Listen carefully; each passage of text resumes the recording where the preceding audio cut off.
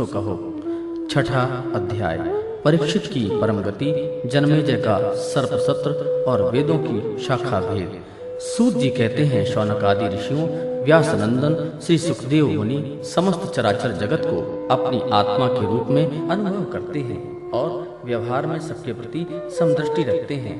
भगवान के शरणागत एवं उनके द्वारा सुरक्षित राजर्षि परीक्षित ने उनका संपूर्ण उपदेश बड़े ही ध्यान से श्रवण किया है। अब वे सिर झुकाकर उनके चरणों के तनिक और पास खिसक कर आए तथा अंजलि बांधकर उनसे यह प्रार्थना करने लगे। राजा परीक्षित ने कहा, भगवान, आप करुणा के मूर्तिमान स्वरूप हैं।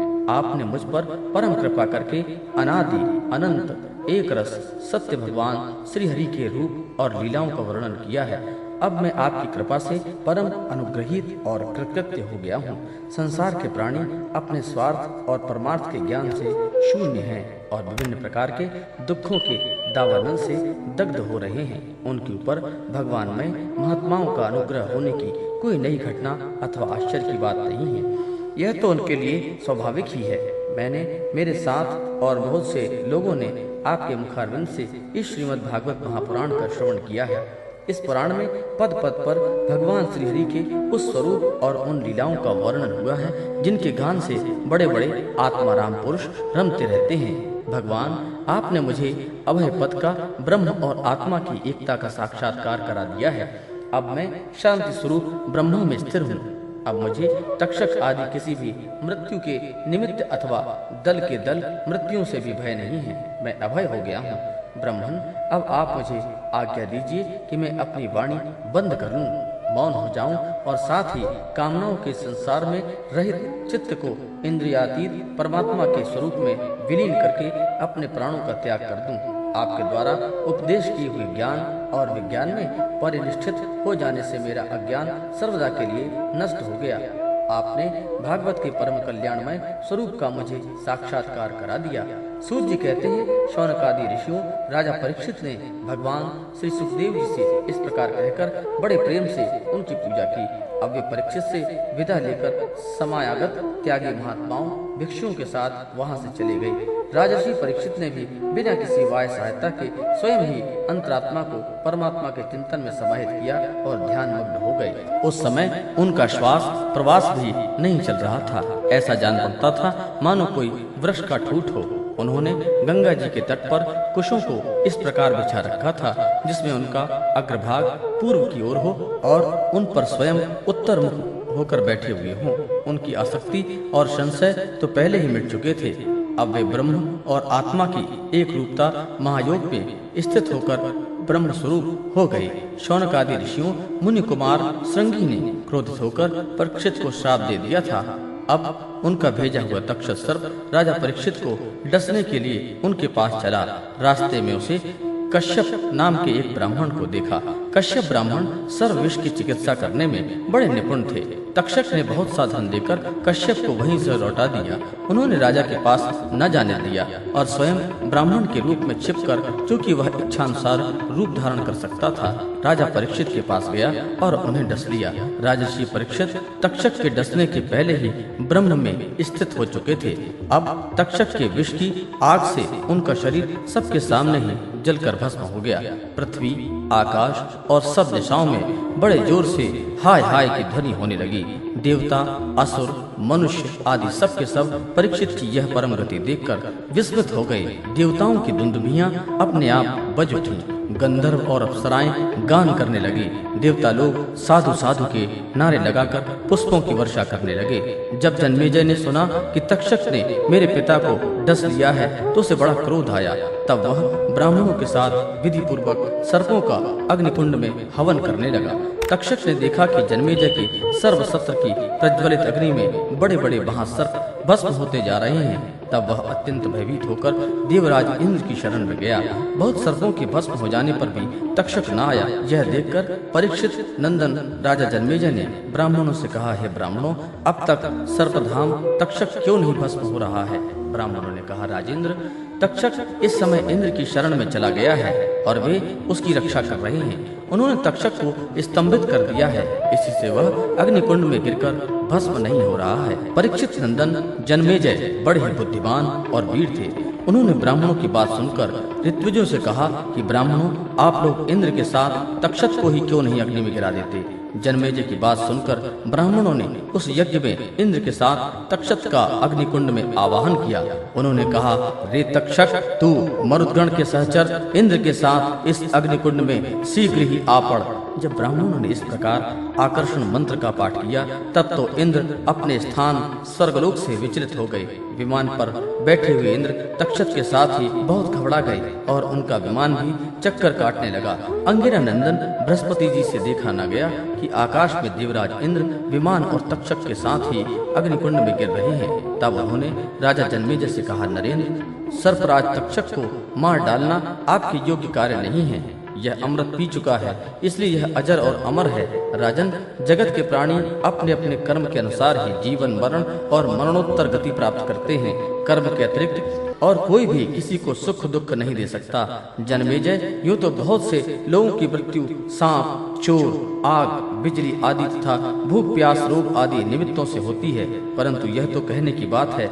वास्तव में तो सभी प्राणी अपने प्रारब्ध कर्म का ही उपभोग करते हैं। राजन, तुमने बहुत से निरपराध सांपों को जला दिया है। इस अभिचार यज्ञ का फल केवल प्राणियों की हिंसा ही है, इसलिए इसे बंद कर देना चाहिए, क्योंकि जगत के सभी प्राणी अपने अपने प्रारब्ध कर्म का ही भोग कर रहे हैं।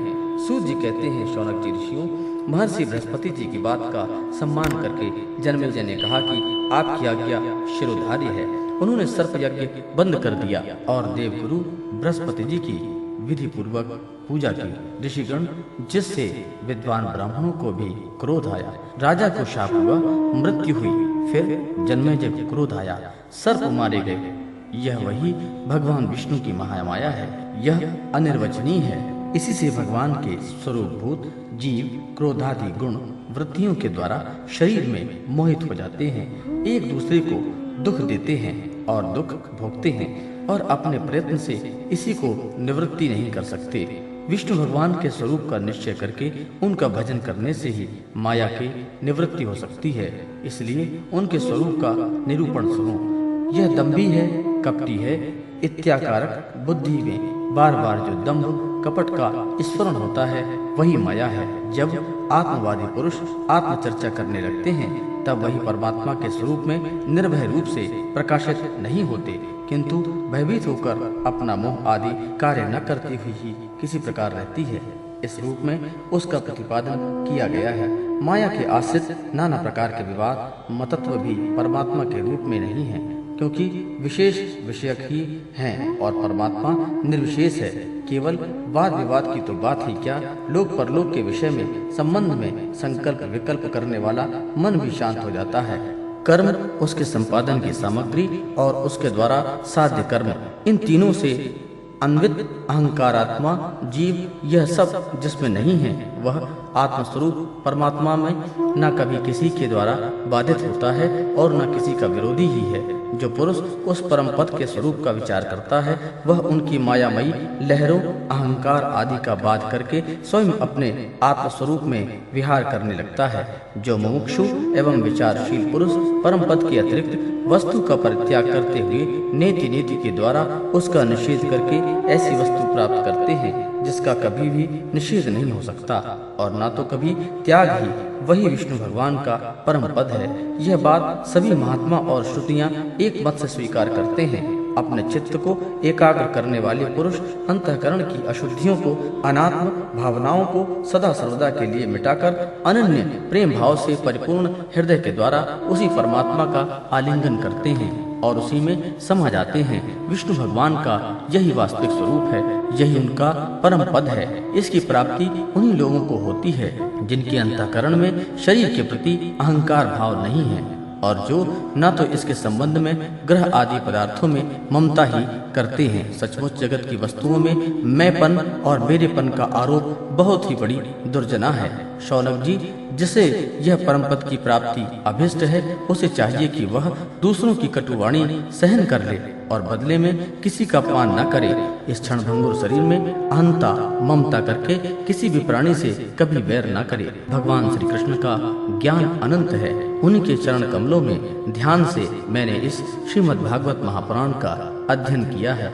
मैं अब उन्हीं को नमस्कार करके यह पुराण समाप्त करता हूँ। शौनक जी ने पूछा, साधु शिरोमणि सूत जी वेदव्यास जी के शिष्य पैल आदि महर्षि बड़े महात्मा और वेदों के आचार्य थे। उन लोगों ने कितने प्रयास से वेदों का विभाजन किया, यह बात आप कृपा करके हमें सुनाइए। सूत जी ने कहा, ब्राह्मण, जिस समय परम श्रेष्ठी ब्रह्मा जी पूर्व सूक्ति का ज्ञान संपादन करने के लिए एकाग्रचित हुए, उस समय उनके हृदय आकाश से कंठ तालु आदि स्थानों से संघर्ष से रहित एक अत्यंत विलक्षण अनाहत नाद प्रकट हुआ। जब जीव अपनी मनोवृत्ति को रोक लेता है तब उसे भी उस अनाहत नाद का अनुभव होता है। शौनक जी बड़े बड़े योगी उसी अनाहत नाद की उपासना करते हैं और उसके प्रभाव से अंतःकरण के द्रव्य अधिभूत क्रिया आध्यात्म और कारक आदिदेव रूप में मल को नष्ट करके वह परम गति रूप मोक्ष प्राप्त करते हैं, जिनमें जन्म मृत्यु संसार चक्र नहीं है। उसी अनाहत नाद से आकार, उकार और मकार रूप 3 मात्राओं में युक्त ओंकार प्रकट हुआ। इस ओंकार की शक्ति ही प्रलय अव्यक्त से व्यक्त रूप में परिणत हो जाती है। ओंकार स्वयं भी अव्यक्त एवं अनादि है और परमात्मा स्वरूप होने के कारण स्वयं प्रकाश भी। जिस परम वस्तु को भगवान ब्रह्म अथवा पर ब्रह्म के नाम से कहा जाता है, उसके स्वरूप का बोध ओंकार के द्वारा हो जाता है। जब श्रवणेन्द्रिय की शक्ति लुप्त हो जाती है तब भी इस ओंकार को समस्त अर्थों में प्रकाशित करने वाले स्फोट तत्व को सुनता है और सुषुप्ति एवं समाधि अवस्थाओं में सबके अभाव को भी जानता है। वही परमात्मा का विशुद्ध स्वरूप है। वही ओंकार परमात्मा से हृदयाकाश में प्रकट होकर वेद रूपा वाणी को अभिव्यक्त करता है। ओंकार अपने आश्रय परमात्मा परब्रह्म का साक्षात वाचक है और ओंकार ही संपूर्ण मंत्र, उपनिषद और वेदों का सनातन बीज है। शौनक जी, ओंकार के 3 वर्ण हैं, आ, उ और मा।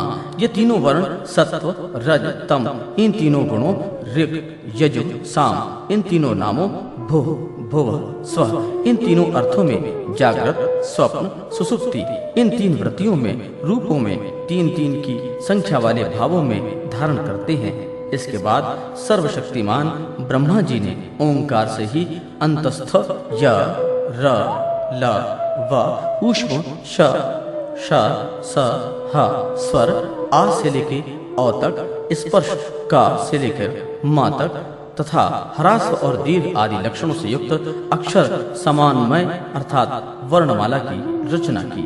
उसी वर्णमाला द्वारा उन्होंने अपने 4 मुखों से होता, अध्वर्यु, उद्गाता और ब्रह्मा, इन 4 ऋत्वजों के कर्म बतलाने के लिए ओंकार और व्यवहारितियों के सहित 4 वेद प्रकट किए और अपने पुत्र ब्रह्मर्षि मरीचि आदि के वेदाध्ययन में कुशल देखकर उन्हें वेदों की शिक्षा दी। वे सभी जब धर्म का उपदेश करने में निपुण हो गए तब उन्होंने अपने पुत्रों को उनका अध्ययन कराया। तदनंतर उन्हीं लोगों के नैष्ठिक ब्रह्मचारी शिष्य प्राशिष्यों के द्वारा 4 युगों में संप्रदाय के स्वरूप में वेदों की रक्षा होती है। द्वापर के अंत में महर्षि ने उनका विभाजन भी किया। जब ब्रह्मवेत्ता ऋषियों ने देखा कि समय के फेरने लोगों की आयु, शक्ति और बुद्धि क्षीण हो गई है, तब उन्होंने अपने हृदय देश में विराजमान परमात्मा की प्रेरणा से वेदों के अनेकों विभाजन कर दिए। शौनक जी, इस वैवस्वत मनवंतर में भी ब्रह्मा, शंकर आदि लोकपालों की प्रार्थना से अखिल विश्व के जीवनदाता भगवान ने धर्म की रक्षा के लिए महर्षि पाराशर द्वारा सत्यवती के गर्भ से अपने अंशांश काल स्वरूप व्यास के रूप में अवतार ग्रहण किया। परम भाग्यवान शौनक जी, उन्होंने ही वर्तमान युग में वेद के 4 विभाग किए हैं। जैसे मणियों के समूह में से विभिन्न जातियां मणियां छांटकर अलग अलग कर दी जाती हैं, वैसे ही महामती भगवान व्यासदेव ने मंत्र समुदायों में से भिन्न भिन्न प्रकार के अनुसार मंत्रों का संग्रह करके उनसे ऋग, यजु, साम और अथर्व ये 4 संहिताएं बनाई और अपने 4 शिष्यों को बुलाकर प्रत्येक को एक संहिता की शिक्षा दी। उन्होंने बृहवृच्छ नाम की पहली ऋग संहिता, पैल को निनाद नाम की दूसरी यजु संहिता, वैशंपायन को साम श्रुतियों की छंदोग्य संहिता, जैमिनी को और अपने शिष्य सुमंत को अथर्वांगिरस संहिता का अध्ययन कराया। शौनक जी, पैल मुनियों ने अपनी संहिता के 2 विभाग करके एक का अध्ययन इंद्र प्रमिति को और दूसरे का वाष्कल को कराया। वाष्कल ने भी अपनी शाखा के 4 विभाग करके उन्होंने अलग अलग अपने शिष्य बोध, यज्ञवाल्क, पाराशर और अग्निमित्र को पढ़ाया। परम संयमी इंद्र प्रमिति ने प्रतिभाशाली पांडुकेय ऋषि को अपनी संहिता का अध्ययन कराया। मांडुकेय के शिष्य थे देवमित्र। उन्होंने सौभरी आदि ऋषियों को वेदों का अध्ययन कराया। मांडुकेय के पुत्र का नाम था शाकल्य। उन्होंने अपनी संहिता के 5 विभाग करके उन्हें वात्स्य, मुदगल, शालीय, गोखल्य और शिशिर नाम के शिष्यों को पढ़ाया। शाकल्य के एक और शिष्य थे जातुकर्ण मुनि। उन्होंने अपनी संहिता के 3 विभाग करके तत्संबंधी निरुक्त के साथ अपने शिष्य बालक, पैज, बैताल और विरज को पढ़ाया। वाष्कल के पुत्र वाष्कली ने सब शाखाओं में से एक वालखिल्य नाम की शाखा रची। उसे बालायनी, भज्य एवं कासार ने ग्रहण किया। इन ब्रह्मर्षियों ने पूर्वोक्त संप्रदाय के अनुसार ऋग्वेद संबंधी ब्रह्मवृक्ष शाखाओं को धारण किया। जो मनुष्य यह वेदों के विभाजन का इतिहास श्रवण करता है वह सब पापों से विमुक्त हो जाता है। शौनक जी वैशंपायन के कुछ शिष्यों का नाम था चरकाध्वर्यु। इन लोगों ने अपने गुरुदेव के ब्रह्म हत्या जनित पाप का प्रायश्चित करने के लिए एक व्रत का अनुष्ठान किया, इसीलिए इसका नाम चरकाध्वर्यु पड़ा। वैशंपायन के एक शिष्य यज्ञवाल्क मुनि भी थे। उन्होंने अपने गुरुदेव से कहा, अहो भगवान, ये चरकाध्वर्यु ब्राह्मण तो बहुत ही थोड़ी शक्ति रखते हैं। इनके व्रत पालन से लाभ ही कितना है। मैं आपके प्रायश्चित के लिए बहुत ही कठिन तपस्या करूंगा। यज्ञवाल्क मुनि की यह बात सुनकर वैशंपायन मुनि को क्रोध आ गया। उन्होंने कहा, बस बस चुप रहो। तुम्हारे जैसे ब्राह्मणों का अपमान करने वाले शिष्य की मुझे कोई आवश्यकता नहीं। देखो, अब तक तुमने मुझसे जो कुछ अध्ययन किया है उसका शीघ्र से शीघ्र त्याग कर दो और यहाँ से चले जाओ। यज्ञवाल्क जी देवरात के पुत्र थे। उन्होंने गुरु जी की आज्ञा पाते ही उनके पढ़ाए हुए यजुर्वेद का वमन कर दिया और वहाँ से चले गए। जब मुनियों ने देखा कि यज्ञवाल्क ने तो यजुर्वेद का वमन कर दिया, तब उनके चित्त में इस बात के लिए बड़ा ही लालच हुआ कि हम लोग किसी प्रकार से इसको ग्रहण कर लें। परंतु ब्राह्मण होकर उगले हुए मंत्रों को ग्रहण करना अनुचित है। ऐसा सोचकर वे तीतर बन गए और उस संहिता को चुग लिया। इसी से यजुर्वेद की वह परम रमणीय शाखा तैत्तिरी के नाम से प्रसिद्ध हुई। शौनक जी, अब यज्ञवल्क ने सोचा कि मैं ऐसी श्रुतियां प्राप्त करूं जो मेरे गुरु जी के पास भी ना हो। इसके लिए वे सूर्य भगवान की उपासना करने लगे। याज्ञवल्क जी इस प्रकार उपस्थान करते हैं, मैं ओमकार रूप भगवान सूर्य को नमस्कार करता हूँ। आप संपूर्ण जगत के आत्मा और काल रूप हैं। ब्रह्मा से लेकर तृण पर्यंत जितने भी जरायुज, अंडज, स्वेदज और उद्भिज 4 प्रकार के प्राणी हैं, उन सब के हृदय में और बाहर आकाश के समान व्याप्त रहकर भी आप उपाधि के धर्मों से असंग रहने वाले अद्वितीय भगवान हैं। आप ही क्षण, लव, निमेष आदि अवयवों से संगठित संवत्सरों के द्वार एवं जल के आकर्षण, विकर्षण, आदान प्रदान के द्वार समस्त लोगों की जीवन यात्रा चलाते हैं। प्रभु, आप समस्त देवताओं में श्रेष्ठ हैं। जो लोग प्रतिदिन तीनों समय वेद विद्या से आपकी उपासना करते हैं, उनके सारे पाप और दुखों के बीजों को आप भस्म कर देते हैं। सूर्य देव, आप सारी सृष्टि के मूल कारण एवं समस्त ऐश्वर्यों के स्वामी हैं। इसलिए हम आपके इस तेजोमय मंडल का पूरी एकाग्रता के साथ ध्यान करते हैं। आप सबकी आत्मा और अंतर्यामी हैं। जगत में जितने चराचर प्राणी हैं, सब आपके ही आश्रित हैं। आप ही उनके अचेतन मन, इंद्रिय और प्राणों के प्रेरक हैं। यह लोग प्रतिदिन अंधकार रूप अजगर के विकराल मुंह में पड़कर अचेत और मुर्दा सा हो जाता है।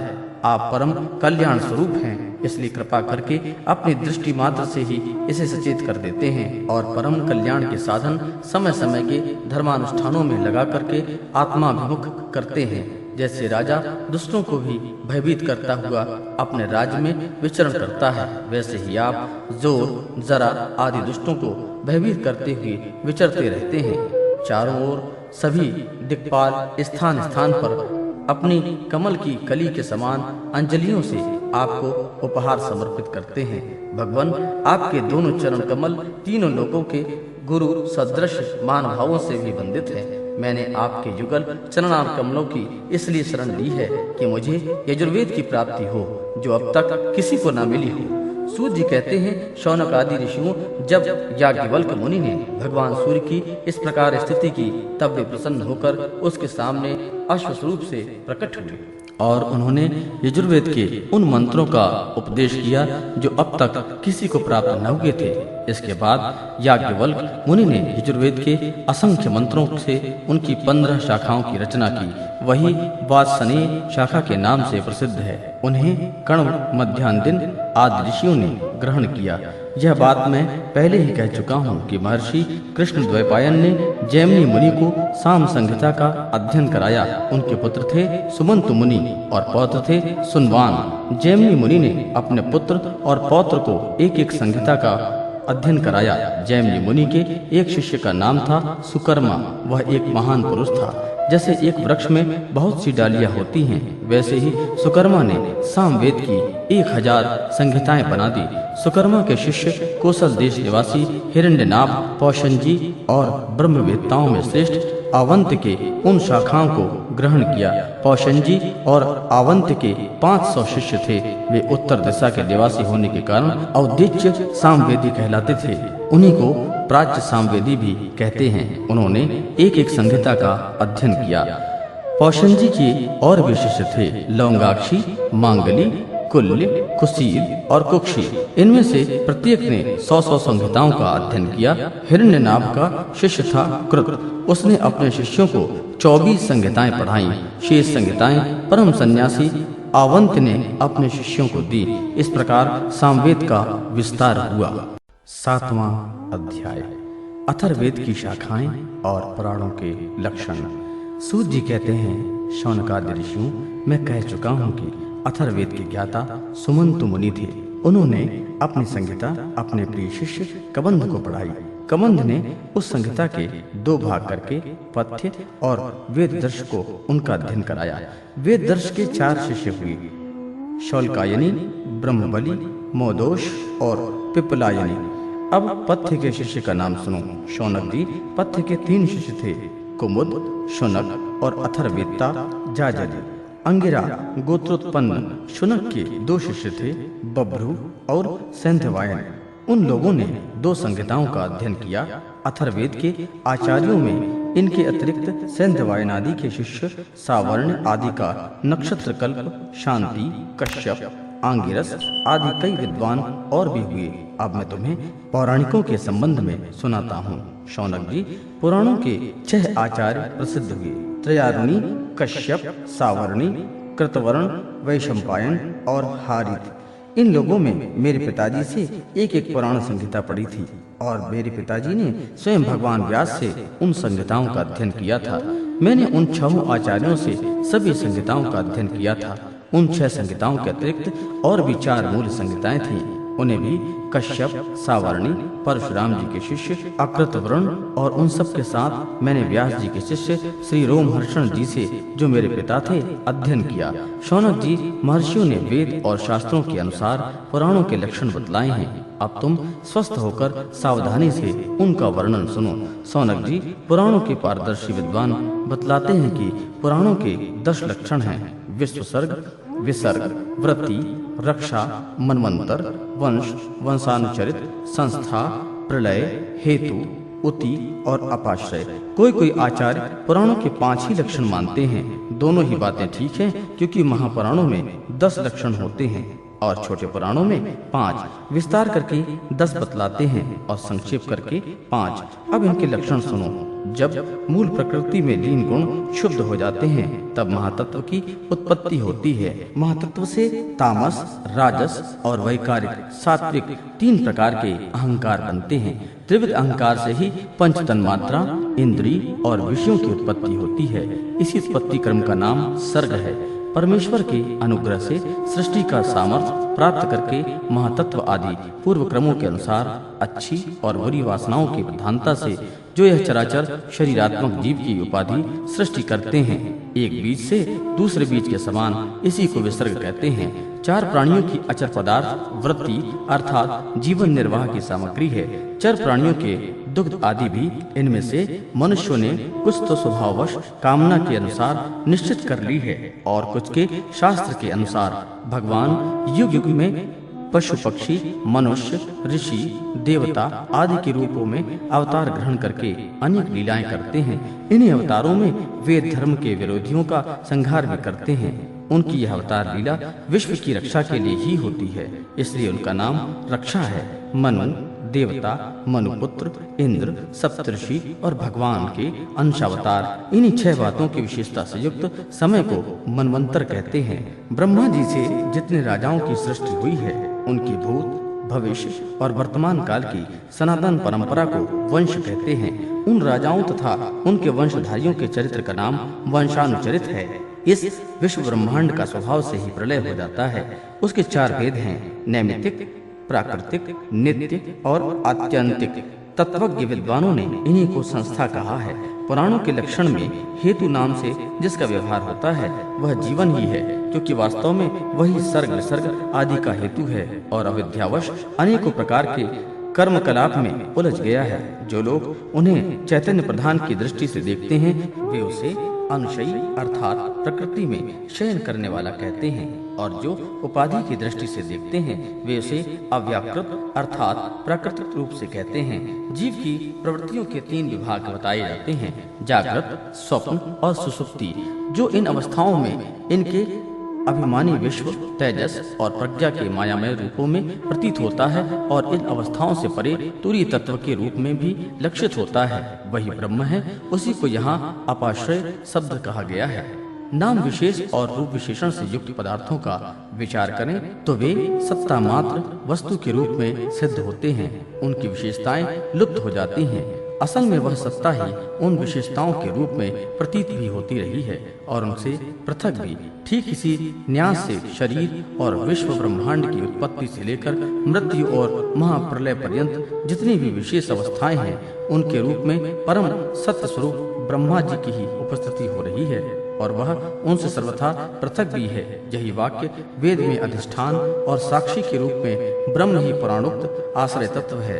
जब चित्त स्वयं आत्मविचार अथवा योग अभ्यास के द्वारा सत्वगुण, रजोगुण, तमोगुण संबंधी व्यवहारिक वृत्तियों और जागृत, स्वप्न आदि स्वाभाविक वृत्तियों का त्याग करके उपराम हो जाता है, तब शांत वृत्ति से तत्वमसि आदि महावाक्यों के द्वारा आत्मज्ञान का उदय होता है। उस समय आत्मवेत्ता पुरुष अविद्या जनित कर्म वासना और कर्म प्रवृत्ति से निवृत्त हो जाता है। शौनकादि ऋषियों, पुरातत्ववेत्ता, ऐतिहासिक विद्वानों ने इन्हीं लक्षणों के द्वारा पुराणों की यह पहचान बतलाई है। ऐसे लक्षणों से युक्त छोटे बड़े 18 पुराण हैं। उनके नाम ये हैं: ब्रह्म पुराण, पद्म पुराण, विष्णु पुराण, शिव पुराण, लिंग पुराण, गरुण पुराण, नारद पुराण, भागवत पुराण, अग्नि पुराण, स्कंद पुराण, भविष्य पुराण, ब्रह्मवैवर्त पुराण, मार्कंडेय पुराण, वामन पुराण, वाराह पुराण, मत्स्य पुराण, कूर्म पुराण और ब्रह्मांड पुराण। यह 18 है। शौनक जी व्यास जी की शिष्य परंपरा ने जिस प्रकार वेद संहिता और पुराण संहिताओं का अध्ययन, अध्यापन, विभाजन आदि किया, वह मैंने तुम्हें सुना दिया। यह प्रसंग सुनने और पढ़ने वालों के ब्रह्म तेज की अभिवृद्धि करता है। 8वां अध्याय, मार्कंडेय जी की तपस्या और वर प्राप्ति। शौनक जी ने कहा, साधु शिरोमणि सूत जी, आप आयुष्मान हैं। सचमुच आप वक्ताओं के सिरमौर हैं। जो लोग संसार के अपार अंधकार से भूल भटक रहे हैं, उन्हें आप वहां से निकालकर प्रकाश स्वरूप परमात्मा का साक्षात्कार करा देते हैं। आप कृपा करके हमें एक प्रश्न का उत्तर दीजिए। लोग कहते हैं कि मर्कंड ऋषियों के पुत्र मार्कंडेय ऋषि चिरायु हैं और जिस समय प्रलय ने सारे जगत को निगल लिया था, उस समय भी वे बचे रहे। परंतु सूत जी, वे तो इस कल्प में ही हमारे वंश में उत्पन्न हुए एक श्रेष्ठ भृगुवंशी हैं और जहाँ तक हमें मालूम है, इस कल्प में अब तक प्राणियों का कोई प्रलय नहीं हुआ। ऐसी स्थिति में यह बात कैसे सत्य हो सकती है कि जिस समय सारी पृथ्वी प्रलयकालीन समुद्र में डूब गई थी, उस समय मार्कंडेय जी उसमें डूब उतरा रहे थे और उन्होंने अक्षय वट के पत्ते के दोने में अत्यंत उद्भव और सोए हुए बाल मुकुंद का दर्शन किया। सूत जी, हमारे मन में बड़ा संदेह है और इस बात को जानने की बड़ी उत्कंठा है। आप बड़े योगी हैं, पौराणिकों में सम्मानित हैं। आप कृपा करके हमारा यह संदेह मिटा दीजिए। सूत जी ने कहा, शौनक जी, आपने बड़ा सुंदर प्रश्न किया है। इससे लोगों का भ्रम मिट जाएगा और सबसे बड़ी बात तो यह है कि इस कथा में भगवान नारायण की महिमा है। जो इसका गान करता है उसके सारे कलिमल नष्ट हो जाते हैं। शौनक जी, मृकंडु ऋषि ने अपने पुत्र मार्कंडेय के सभी संस्कार समय समय पर किए। मार्कंडेय जी ने विधि पूर्वक वेदों का अध्ययन करके तपस्या और स्वाध्याय से संपन्न हो गए थे। उन्होंने आजीवन ब्रह्मचर्य का पालन ले रखा था। शांत भाव से रहते थे, सिर पर जटाएं बढ़ा रखी थी, वृक्षों की छाल का ही वस्त्र पहनते थे। वे अपने हाथों में कमंडलू और दंड धारण करते थे। शरीर पर यज्ञोपवीत और मेखला शोभायमान रहती थी। काले वृक्षर्म, रुद्राक्षमाला और कुश यही उनकी पूंजी थी। यह सब उन्होंने अपने आजीवन ब्रह्मचर्य व्रत की पूर्ति के लिए ग्रहण किया था। वे सायंकाल और प्रातःकाल अग्निहोत्र, सूर्योपस्थान, गुरु वंदन, ब्राह्मण सत्कार, मानस पूजा और मैं परमात्मा का स्वरूप ही हूँ, इस प्रकार भावना आदि के द्वारा भगवान की आराधना करते थे।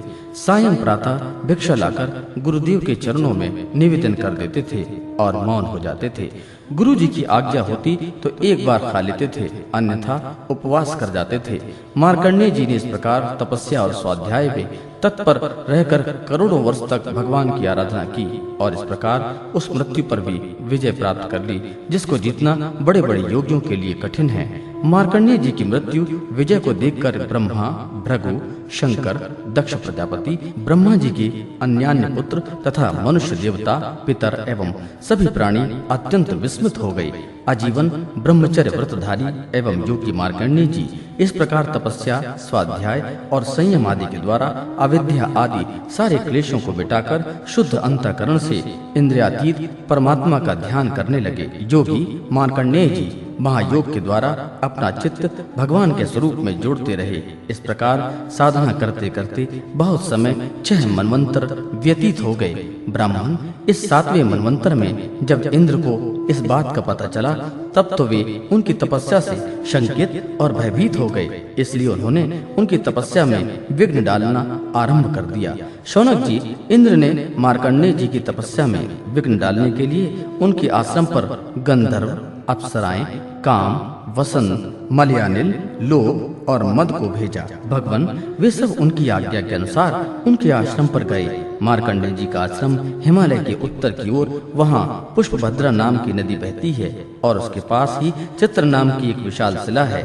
शौनक जी, मार्कंडेय जी का आश्रम बड़ा ही पवित्र है। चारों ओर से हरे भरे पवित्र वृक्षों की पंक्तियां हैं, उन पर लताएं लहलहाती रहती हैं। वृक्षों के झुरमुटों में स्थान स्थान पर पुण्यात्मा ऋषिगण निवास करते हैं और बड़े ही पवित्र एवं निर्मल जल से भरे जलाशय सब ऋतुओं में एक से ही रहते हैं। कहीं मतवाले भौरे अपने संगीतमय गुंजार से लोगों का मन आकर्षित करते रहते हैं, तो कहीं मतवाले कोकिल पंचम स्वर में कुहू कुहू कूकते रहते हैं। कहीं मतवाले मोर अपने पंख फैलाकर कलापूर्ण नृत्य करते रहते हैं, तो कहीं अन्य मतवाले पक्षियों का झुंड खेलता रहता है। मार्कंडेय मुनि के ऐसे पवित्र आश्रम में इंद्र के भेजे हुए वायु ने प्रवेश किया। वहां उसने पहले शीतल झरने की नन्ही नन्ही फुहारियां संग्रह की। इसके बाद सुगंधित पुष्पों का आलिंगन किया और फिर काम भाव को उत्तेजित करते हुए धीरे धीरे बहने लगा। कामदेव के प्यारे सखा बसंत ने भी अपनी माया फैलाई। संध्या का समय था, चंद्रमा उदित हो रहा था, अपनी मनोहर किरणों का विस्तार कर रहे थे। सहस्त्र सहस्त्र डालियों वाले वृक्ष लताओं का आलिंगन पाकर धरती तक झुके हुए नई नई कोपलें, फलों और फूलों के गुच्छे अलग ही शोभायमान हो रहे थे। बसंत का साम्राज्य देखकर कामदेव ने भी वहां प्रवेश किया। उसके साथ गाने बजाने वाले गंधर्व के झुंड चल रहे थे। उनके चारों ओर बहुत सी स्वर्गीय अप्सराएं चल रही थीं और अकेला काम ही सबका नायक था। उसके हाथ में पुष्पों का धनुष और उस पर सम्मोहन आदि बाण चढ़े हुए थे। उस समय मार्कंडेय मुनि अग्निहोत्र करके भगवान की उपासना कर रहे थे। उनके नेत्र बंद थे। वे इतने तेजस्वी थे मानो स्वयं अग्निदेव ही मूर्तिमान होकर वहां बैठे हों। उनको देखने से ही मालूम हो जाता था कि इनको पराजित कर सकना बहुत ही कठिन है। इंद्र के आज्ञाकारी सेवकों ने मार्कंडेय मुनि को इसी अवस्था में देखा।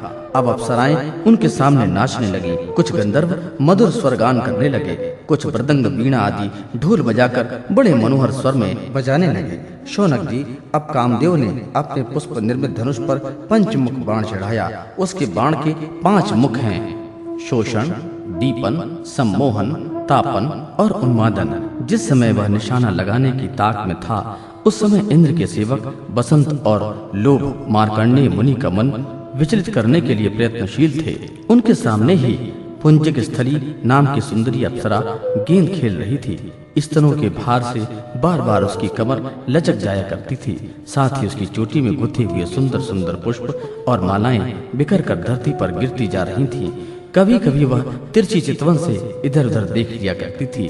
उसके नेत्र कभी गेंद के साथ आकाश की ओर जाते, कभी धरती की ओर और कभी हथेलियों की ओर। वह बड़े हाव भाव के साथ गेंद की ओर दौड़ती थी। उसी समय उसकी गर्दन टूट गई और वायु ने उसकी झीनी सी साड़ी को शरीर से अलग कर दिया। कामदेव ने अपने उपयुक्त अवसर देख करके और यह समझकर कि अब मार्कंडेय मुनि को मैंने जीत लिया, उसके ऊपर अपने बाण छोड़ दिए, परंतु उसकी एक न चली। मार्कंडेय मुनि पर उसका सारा उद्योग निष्फल हो गया। ठीक वैसे ही जैसे असमर्थ और अभागे पुरुषों के प्रयत्न विफल हो जाते हैं। शौनक जी, मार्कंडेय मुनि अपरिमित तेजस्वी थे। काम, बसंत इत्यादि आए तो थे इसलिए कि उन्हें तपस्या से भ्रष्ट कर देंगे, परंतु अब उनके तेज में जलने लगे और ठीक उसी प्रकार भाग गए जैसे छोटे छोटे बच्चे सोते हुए सांप को जगाकर भाग जाते हैं। शौनक जी, इंद्र के सेवकों ने इस प्रकार मार्कंडेय जी को पराजित करना चाहा, परंतु वे रत्ती भर भी विचलित न हुए। इतना ही नहीं, उनके मन में इस बात को लेकर तनिक भी अहंकार का भाव न हुआ। सच है, महापुरुषों के लिए यह कौन सी आश्चर्य की बात है। जब देवराज इंद्र ने देखा कि कामदेव अपने सेना के साथ निस्तेज हतप्रभ होकर लौटे हैं और सुना है कि ब्रह्मर्षि मार्कंडेय जी परम प्रभावशाली हैं, तब उन्हें बड़ा ही आश्चर्य हुआ। शौनक जी, मार्कंडेय मुनि तपस्या, स्वाध्याय, धारणा, ध्यान और समाधि के द्वारा भगवान में चित्त लगाने का प्रयत्न करते रहते थे। अब उन पर कृपा प्रसाद की वर्षा करने के लिए मुनिजन नयन मनोहारी नरोत्तम नर और भगवान नारायण प्रकट हुए। उन दोनों में एक का शरीर गौरवर्ण था और दूसरे का श्याम। दोनों के ही नेत्र तुरंत के खिले हुए कमल के समान कोमल और विशाल थे। चार चार भुजाएं थीं। एक मृगचर्म पहने हुए थे तो दूसरे वृक्ष की छाल, हाथों में कुश लिए हुए थे और गले में 3-3 सूत के यज्ञोपवीत शोभायमान थे। वे कमंडलू और बांस का सीधा दंड ग्रहण किए हुए थे। कमल गट्टे की माला और जीवों को हटाने के लिए वस्त्र की कुंची भी रखे हुए थे। ब्रह्मा, इंद्र आदि के भी पूज्य भगवान नर नारायण कुछ ऊंचे कद के थे और वेद धारण किए हुए थे।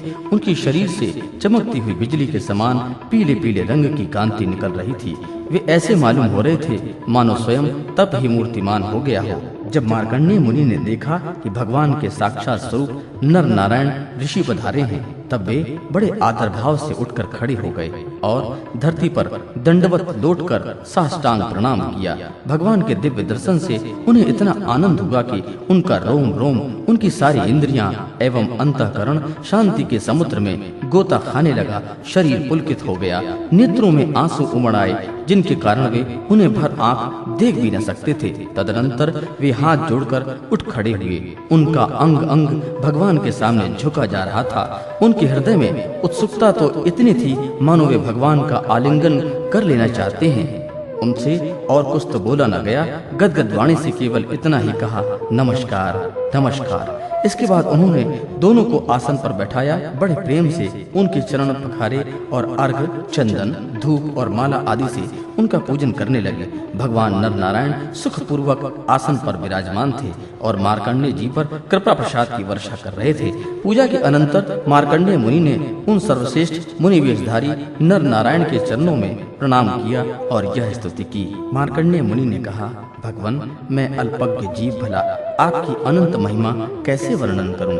आपकी प्रेरणा से ही संपूर्ण प्राणी, ब्रह्मा, शंकर आदि मेरे शरीर में प्राण शक्ति का संचार होता है और फिर उसी के कारण वाणी, मन तथा इंद्रियों में भी बोलने, सोचने और विचार करने, जानने की शक्ति आती है। इस प्रकार आपके प्रेरक और परम स्वतंत्र होने पर भी आप अपना भजन करने वाले भक्तों के प्रेम बंधन में बंधे हुए हैं। प्रभु, आपने केवल विश्व की रक्षा के लिए ही जैसे मत्स्य, कुर्मी आदि अनेकों अवतार ग्रहण किए हैं, वैसे ही आपने ये दोनों रूप भी त्रिलोकी की कल्याण, उनकी दुख निवृत्ति और विश्व के प्राणियों को मृत्यु पर विजय प्राप्त करने के लिए ग्रहण किए हैं। आप रक्षा तो करते ही हैं, मकड़ी के समान अपने से ही इस विश्व को प्रकट करते हैं और फिर स्वयं अपने में ही लीन कर लेते हैं। आप चराचर का पालन और नियमन करने वाले हैं। मैं आपके चरण कमलों में प्रणाम करता हूँ। जो आपके चरण कमलों की शरण ग्रहण कर लेते हैं, उन्हें कर्म, गुण और काल जनित क्लेश स्पर्श भी नहीं कर सकते। वेद के मर्मज्ञ ऋषि मुनि आपकी प्राप्ति के लिए निरंतर आपका स्तवन, वंदन, पूजन और ध्यान किया करते हैं। प्रभु, जीव के चारों ओर भय ही भय का बोलबाला है। औरों की तो बात ही क्या, आपके काल रूप से स्वयं ब्रह्मा भी अत्यंत भयभीत रहते हैं, क्योंकि उनकी आयु भी सीमित केवल 2 परार्ध है। फिर उनके बनाए हुए भौतिक शरीर वाले प्राणियों के संबंध में तो कहना ही क्या। ऐसी अवस्था में आपके चरण कमलों की शरण ग्रहण करने के अतिरिक्त और कोई भी परम कल्याण तथा सुख शांति का उपाय हमारी समझ में नहीं आता, क्योंकि आप स्वयं ही मोक्ष स्वरूप हैं। भगवान, आप समस्त जीवों के परम गुरु, सर्वश्रेष्ठ और सत्य ज्ञान रूप हैं। इसलिए आत्मस्वरूप को ढक देने वाले देह गेह आदि निष्फल, असत्य, नाशवान और प्रतीति मात्र पदार्थों को त्याग कर मैं आपके चरण कमलों की शरण ग्रहण करता हूँ। कोई भी प्राणी यदि आपकी शरण ग्रहण कर लेता है तो वह उससे अपने सारे अभीष्ट पदार्थ प्राप्त कर लेता है। जीवों के परम सुहृद प्रभु, यद्यपि सत्व, रज और तम ये तीनों गुण आपकी ही मूर्ति हैं। इन्हीं के द्वारा आप जगत की उत्पत्ति, स्थिति, लय आदि अनेकों मायामयी लीलाएं करते हैं। फिर भी आपकी सत्व गुणमयी मूर्ति ही जीवों को शांति प्रदान करती है। रजोगुणी और तमोगुणी मूर्तियों से जीवों को शांति नहीं मिल सकती। उनसे तो दुख, मोह और भय की वृद्धि होती है। भगवान, इसलिए बुद्धिमान पुरुष आपकी और आपके भक्तों की परम प्रिय एवं शुद्ध मूर्ति नर नारायण की ही उपासना करते हैं। पंचरात्र सिद्धांत के अनुयायी विशुद्ध तत्व को ही आपका श्री विग्रह मानते हैं। उनकी उपासना से आपके नित्य धाम बैकुंठ की प्राप्ति होती है।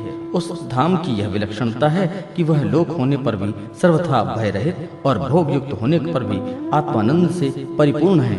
वे रजोगुण और तमोगुण को आपकी मूर्ति स्वीकार नहीं करते। भगवान, आप अंतर्यामी, सर्वव्यापक, सर्वगुण, जगत गुरु, परमाराध्य और शुद्ध स्वरूप हैं।